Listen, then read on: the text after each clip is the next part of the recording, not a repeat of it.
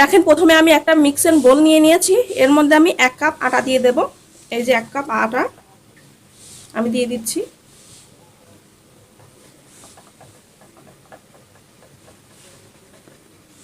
এটা একটু আমি চেলে নিচ্ছি। দেখেন আমাদের চেলে নেওয়া হয়ে গেছে। প্রথমে আমি এর মধ্যে লবণ দিয়ে দিচ্ছি স্বাদ মতো, সামান্য একটু চিনিও দিয়ে দিচ্ছি। এবার আমি ভালো করে মিক্স করে নিচ্ছি।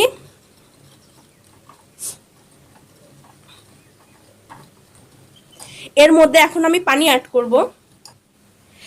যে কাপ মেপে আমি আটা নিয়েছিলাম সেই কাপে আমি 1 কাপ পানি নিয়ে নিয়েছি। অল্প অল্প করে কিন্তু আমি এটা দিয়ে পাতলা একটা ব্যাটার তৈরি করে নেব।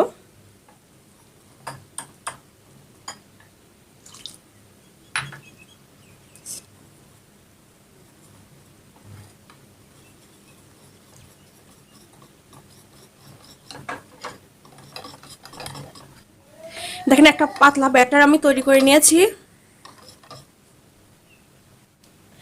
নাস্তার টেস্ট আর একটু বাড়ানোর জন্য আমি গুঁড়া দুধ দিয়ে দিচ্ছি। 10 টাকা দামের গুঁড়া দুধ দিয়ে দিচ্ছি।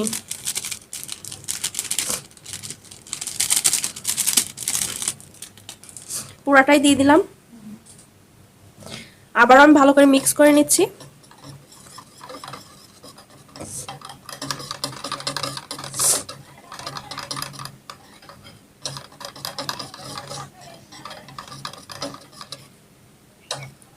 দেখেন ব্যাটারটা আমাদের তৈরি হয়ে গেছে। এবার আমরা নাস্তাটা তৈরি করে নেব।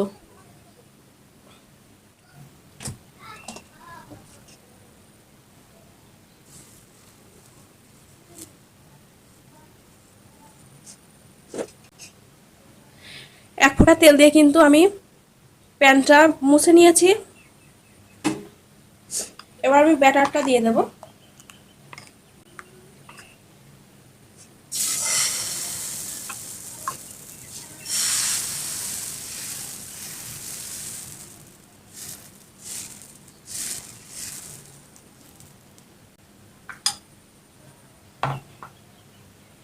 দিয়ে আমি কিছুক্ষণ অপেক্ষা করব।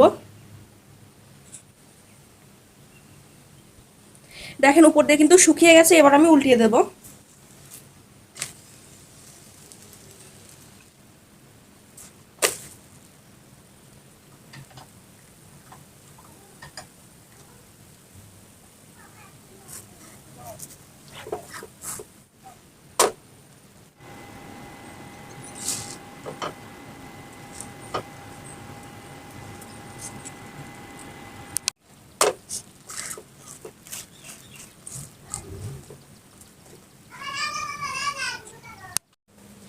আটা মাখা বেলা ছাড়াই কিন্তু তৈরি করে নিলাম রুটি। আশা করি আপনাদের অনেক ভালো লাগবে।